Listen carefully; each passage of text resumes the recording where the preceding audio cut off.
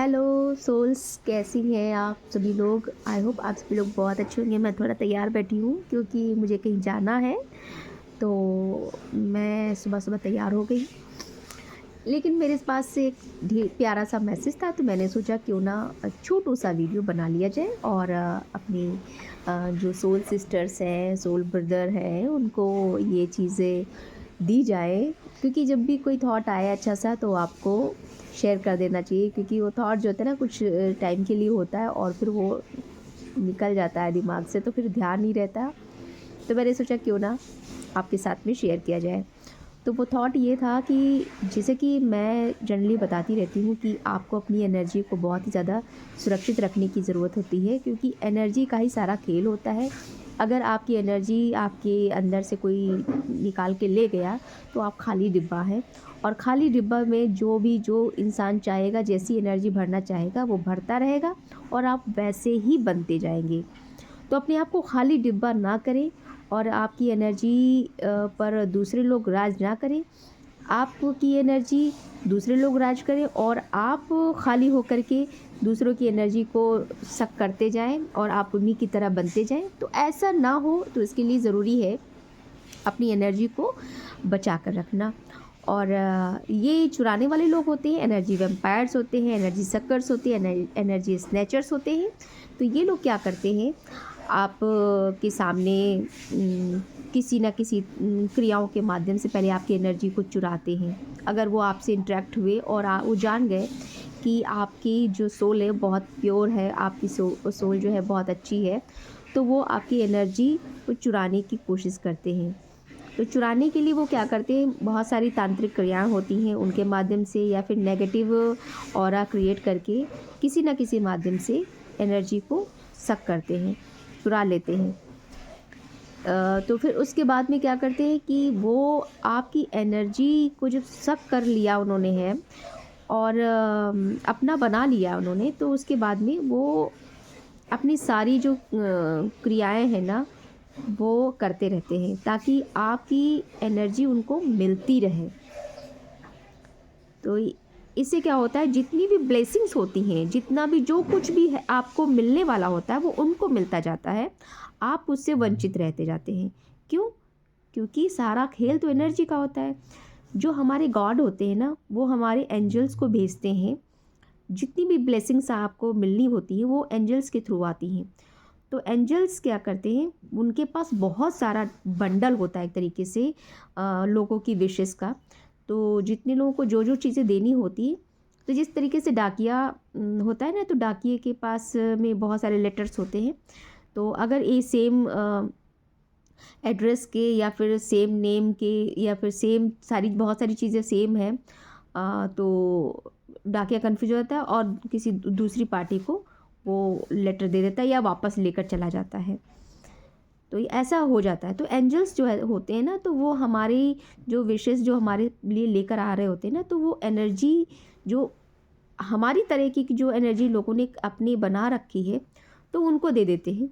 और आप जो कि जब तब कर रहे होते हैं या फिर आप अच्छा काम कर रहे होते हैं, तो आप उस चीज़ से वंचित रह जाते हो।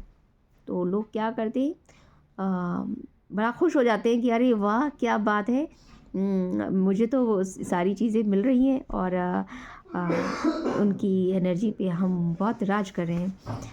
उधर जो दूसरी जो डिवाइन सोल्स होती हैं, वो परेशान रहती है, दुखी रहती है। वो कहती है अरे मैं भगवान के आगे इतनी मिन्नतें करती हूँ, इतना सब कुछ करती रहती हूँ, फिर भी भगवान जी मेरे पुकार नहीं सुनते हैं।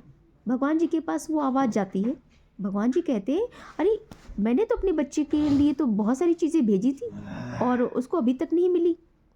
तो भगवान जी भी सोच में पड़ जाते हैं, एंजल से पूछते हैं। एंजल कहते हैं कि हाँ मैंने तो जो आपने बताया था मैंने उसी को दिया है। अब आपकी एनर्जी तो किसी और ने ले रखी है, उसने वो वैसे ही रूप धारण कर रखा है, वैसे सब कुछ बना रखा है, तो एनर्जी उसको मिल गई जा करके, क्योंकि उसने आपकी एनर्जी को गंदा कर दिया है। आपने उसने अपनी एनर्जी आप में डाल दी है, तो आप उसकी तरह बन गए हो। तो लेकिन सोल को तो पता है, तो सोल तो अच्छा अच्छा काम करती है, पर आपका जो ऑरा है ना, वो नेगेटिव हो चुका है। तो वो ऑरा फील्ड में एंजल्स, ऑरा फील्ड को देख करके एंजल्स और वो दे करके ब्लेसिंग्स चले जाते हैं, क्योंकि उनके पास बहुत सारी लोगों की ब्लेसिंग्स होती हैं, तो वो जल्दी में होते हैं, उनको भी अपना काम ख़त्म करना होता है, तो वो क्या करते हैं, जो जैसा उनको नज़र आता है उसको देते जाते हैं। जब भगवान के पास में दोबारा आपकी प्रेयर जाती है, तो भगवान जी देखते हैं, कहते अरे इस बच्चे को तो मैंने दिया है, फिर भी कि परेशान क्यों है। तो भगवान की नज़र पड़ती कि कुछ ना कुछ दाल में काला है। तो भगवान जी देखते हैं कि आखिर बात क्या है, कि ये बच्चा अभी तक परेशान क्यों है। तो फिर जब देखते हैं तो देखते हैं कि एक ही जैसे दो लोग हैं, एक ही एनर्जी पे दो लोग सर्वाइव कर रहे हैं। तो भगवान जी पता लगाने की कोशिश करते हैं, अच्छा बच्चू तो आप ऐसा कर रहे हो इसके साथ में। तो फिर भगवान जी उनको और देते हैं, ताकि उनकी जो क्रियाएं हैं, उनकी गंदी क्रियाएं, उनकी गलत एक्टिविटीज़ है ना, उसका जो घड़ा है ना वो भर सके। अकाउंट भी तो होता है एक, जैसे आपके अच्छे अकाउंट और किसी के बुरे अकाउंट, और आपके बुरे भी अकाउंट, मतलब आपका जो खाता है। तो जितना जल्दी आपके, अगर आपने किसी भी जन्म में किसी भी तरीके का कुछ बुरा किया है, तो वो जो आपने अच्छा किया है उससे आपका कट होता जाता है, कट होता जाता है, और आपके अच्छे कर्मास क्रिएट हो रहे हैं, तो वो एक तरफ और लिखते जाते हैं। तो इस तरीके से आपकी बैलेंस शीट तैयार हो जाती है। और उधर उन्होंने जो भी कुछ अच्छा किया होता है, वो भगवान जी देखते हैं कि इस बंदे ने, इस बच्चे ने अभी इतना बुरा कर डाला है, इस बच्ची के साथ में गलत कर दिया, या इस बच्चे के साथ में गलत कर दिया है, तो इसके अच्छे कर्म कितने हैं वो देखते हैं। तो फिर एंजल से कहते हैं इसके अच्छे कर्म निकालो और इसके अच्छे कर्म निकालो। तो जितने जितने अच्छे अच्छे कर्म उसके बचते जाते हैं, उस हिसाब से उसको देते जाते हैं। भगवान कहते हैं चलो बेटा, तुम अब इसकी एनर्जी पे तुम जी रहे हो, तुम जियो, ठीक है, तुमको हम दे रहे हैं, लेकिन जिस दिन तुम्हारे बुरे कर्मों का घड़ा भर जाएगा, उस दिन मेरे हाथ में तुम्हारे लिए कुछ नहीं बचेगा। उस दिन मैं तुम्हें कुछ नहीं दे पाऊंगा, और यहाँ तक कि मैं तुम्हारी मदद भी नहीं कर पाऊंगा। तो भगवान जी उसे वार्निंग भी देते हैं। तो यहाँ पर चीज़ें आती हैं कि आपको साइंस मिलने शुरू हो जाते हैं, आपकी भी अवेकनिंग होती है, यानी जो बैड डीड्स करने वाले लोगों को भी अवेकनिंग दी जाती है कि बेटा संभल जाओ, आपके लिए यहाँ पर हिदायत है। जो संभल जाते हैं वो संभल जाते हैं, जो नहीं संभलते हैं वो अपनी इविल डीड्स करते रहते हैं। उनको लगता है कि अरे ये सब कुछ नहीं है, ये बकवास चीज़ें हैं, ठीक है। तो जिस दिन उनके पाप का घड़ा भर जाता है, उस दिन से फिर उनके बुरे कर्म की जो गति है, उसी के हिसाब से उनको फल मिलना शुरू हो जाते हैं। तो यहाँ पर उनकी बैलेंस शीट जो है ना तैयार हो गई है। उनके अच्छे कर्म कट चुके हैं और बुरे कर्म की लिस्ट तैयार हो गई है। अब उन्होंने किस तरीके का बुरा कर्म किया है, उस हिसाब से उनको रिजल्ट्स मिलने शुरू हो जाते हैं। तो ये कर्मा का खेल होता है। और आपकी एनर्जी आपको सेव करके रखनी है। इसके लिए ज़रूरी है कि आप अपना ऑरा लॉक करके रखें, और साथ ही साथ अपनी कॉर्ड कटिंग भी करते रहें। जब आप कॉर्ड कटिंग कर लेते हैं, तो आपकी एनर्जी कोई दूसरा चुरा नहीं पाता है। एक हमारे व्यूवर ने पूछा था कि हम किसी के कर्मों को किस तरीके से हील करते हैं। हम ऐसा नहीं कर सकते हैं। कोई किसी के कर्मों को कैसे हील करेगा? बिल्कुल इसी तरीके से। राम जी को पता था कि रावण की मृत्यु किस तरीके से हो सकती है, बट वो चाहते तो एक ही मिनट में रामायण का जो मतलब ये जो युद्ध था उनका, रावण और राम जी का युद्ध था, वो एक ही दिन में ख़त्म, एक दिन में क्या, एक मिनट में ख़त्म कर सकते थे। पर उन्होंने ऐसा नहीं किया, क्योंकि और भी बहुत सारी सोल थी जिनको मुक्त करना था, जिनको उनकी ब्लेसिंग्स देनी थी।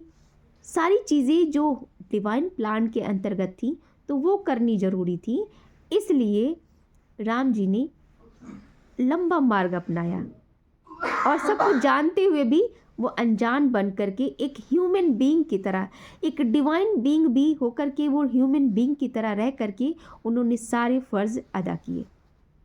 लेकिन रावण को लगा कि ये तो एक आम इंसान है। हालांकि रावण की आत्मा को बहुत अच्छे से पता था कि राम जी, प्रभु श्री राम जी जो हैं, वो हमारे विष्णु जी हैं, हमारे आराध्य हैं। लेकिन रावण को भी मुक्ति चाहिए थी।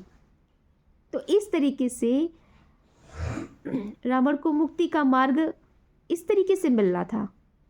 और ये इसलिए संभव हुआ क्योंकि इसलिए किया गया ताकि आने वाली पीढ़ी को एक दर्शन दिया जा सके कि आपको क्या करना है, क्या नहीं करना है।